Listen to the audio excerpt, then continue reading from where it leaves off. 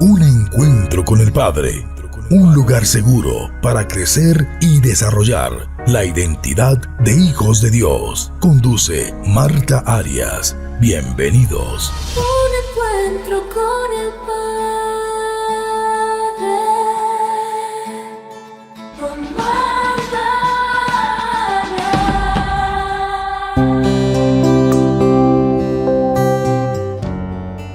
En este episodio vamos a tratar el tema de la bondad versus crueldad.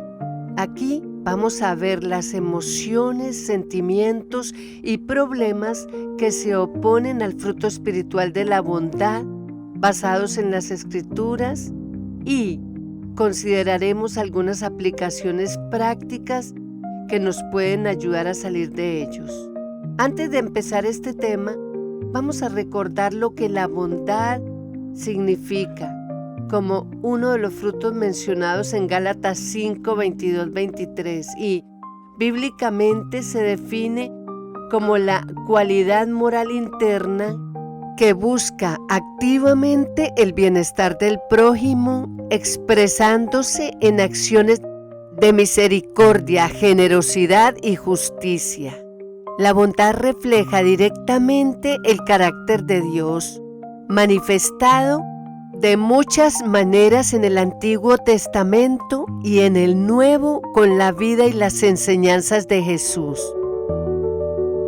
¿Cuáles son los sentimientos contrarios a la bondad? El primero es la crueldad o insensibilidad, y este significa falta de compasión, dureza, violencia y desprecio. En Éxodo 1, versículos 13 y 14, nos muestra a un faraón teniendo una crueldad sistemática contra el pueblo de Dios, teniéndolo como esclavo en Egipto por mucho tiempo. Los egipcios hicieron servir a los hijos de Israel con dureza y amargaron su vida con una servidumbre intensa. El faraón nunca tuvo empatía ni misericordia con los hijos de Israel. Él es una figura que representa a aquellos que oprimen por poder o egoísmo. La crueldad moderna puede verse reflejada en indiferencia ante la pobreza, el abuso y la injusticia. El creyente es llamado a actuar con una misericordia activa, en vez de callar ante el sufrimiento. La siguiente emoción es la indiferencia y se manifiesta como una falta de compasión activa.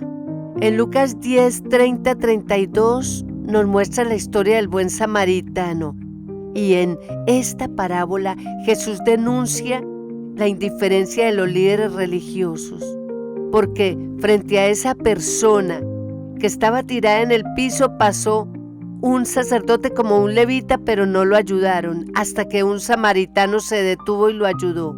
El verdadero prójimo es quien actúa con bondad, no quien aparenta santidad. Ver una necesidad y no hacer nada es un pecado de omisión. La bondad se ve en acciones concretas, no solo en oraciones e intenciones. Hay una frase muy conocida que es: el camino al infierno está pavimentado de buenas intenciones. No nos podemos quedar en intenciones, sino que debemos tener acciones. La palabra de Dios nos dice en Santiago 4:17, aquel quien sabe hacer lo bueno y no lo hace, le es pecado. La siguiente emoción es dureza de corazón y significa un corazón endurecido e insensible ante las necesidades de otros. En Marcos 3:5 nos muestra la insensibilidad de los fariseos y Jesús, mirándolos alrededor con enojo, se entristeció por la dureza de sus corazones, pues ellos aún presenciando un milagro no reaccionaron con gozo ni compasión. Antes se enojaron porque su dureza era parte de su ceguera espiritual. Un corazón endurecido no se deja enseñar, tampoco sabe ser dirigido por el Espíritu de Dios. La bondad requiere sensibilidad, apertura y humildad. La siguiente emoción negativa es maledicencia, que significa hablar mal, calumniar, hablar con la intención de dañar el corazón de alguien. También es murmurar, difamar. En Números 12, 1 y 2 nos habla de la murmuración de María y de Aarón su hermano contra Moisés. ¿Por qué hablaron mal de Moisés? Por causa de la mujer cusita que Moisés había tomado por esposa. ¿Qué dijeron ellos? ¿Solamente por Moisés ha hablado Dios? ¿No ha hablado también por nosotros? María y Aarón hablaron mal contra Dios, y aunque su fe parezca justificada, nace en ellos la envidia y quieren menospreciar la autoridad espiritual de Moisés. Pues esto Dios lo considera grave y los confrontó directamente. De hecho, sobre María vino lepra que duró varios días. Cuando hablamos mal de otros, dentro o fuera de la iglesia, disfrazados de preocupación, estamos destruyéndolos y estamos destruyendo el cuerpo de Cristo. Dios quiere que hablemos solo la verdad y con ella defendamos, restauremos y edifiquemos a las personas y digamos no a la difamación. En Efesios 4:29 nos dice: ninguna palabra corrompida salga de vuestra boca. El siguiente sentimiento negativo es el desprecio o la arrogancia espiritual. En hebreo y griego, esta palabra quiere decir despreciar o menospreciar. También tratar a alguien como insignificante o indigno. En Lucas 18, del 9 al 14, nos está hablando del fariseo que miró con desprecio al publicano. El fariseo, puesto en pie, oraba consigo mismo: Dios, te doy gracias porque no soy como los otros hombres, ni como este publicano. Jesús denuncia aquí la actitud de autosuficiencia espiritual y desprecio hacia otros. El fariseo piensa que su bondad lo justifica, mientras que el publicano quebrantado es quien recibe misericordia. El desprecio moderno se manifiesta en actitudes elitistas, prejuiciosas y excluyentes. Quien tiene el fruto de la bondad se acerca a todos con humildad, reconociendo que lo que nos sostiene a cada uno de nosotros es la gracia de Dios, y lo que tenemos vino de sus manos. En Filipenses 2:4 nos dice: cada uno no mire por lo suyo propio, sino por lo de los otros. Cuando la bondad está ausente en la vida del creyente, las consecuencias son profundas y serias. Espiritualmente no tenemos una buena relación con Dios, ya que la falta de bondad contradice la naturaleza de Dios. Experimentamos endurecimiento espiritual progresivo que nos impide escuchar y recibir la guía del Espíritu Santo.